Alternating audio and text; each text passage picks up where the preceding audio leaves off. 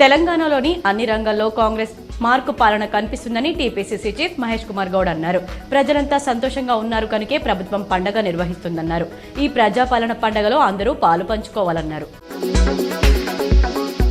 కామారెడ్డి పట్టణంలో ఇందిరాగాంధీ స్టేడియం ఆధునీకరణ కోసం 8 కోట్ల రూపాయలు, కామారెడ్డి పట్టణ అభివృద్ధి కోసం టీయూఎఫ్ఐడిసి నిధులు 12 కోట్లు మరియు ప్రత్యేకంగా టీయూఎఫ్ఐడిసి 3.5 కోట్ల నిధులు మంజూరు చేసినట్లు ప్రభుత్వ సలహాదారు షబ్బీర్ అలీ తెలిపారు.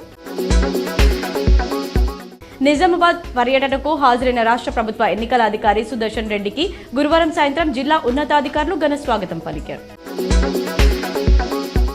జ్ఞానానికి ప్రతీకగా నిలిచిన మహావ్యక్తి అంబేద్కర్ అని అర్బన్ ఎమ్మెల్యే ధన్పాల్ సూర్యనారాయణ గుప్తా కొనియాడారు. కామారెడ్డి జిల్లా బాన్స్వాడ ప్రభుత్వ జూనియర్ కళాశాలలో జిల్లా స్థాయి బాల వైజ్ఞానిక ప్రదర్శన కార్యక్రమాన్ని వ్యవసాయ సలహాదారులు MLA Pocharam Srinivas Reddy, agro industries chairman కాసుల బాలరాజులు ప్రారంభించారు.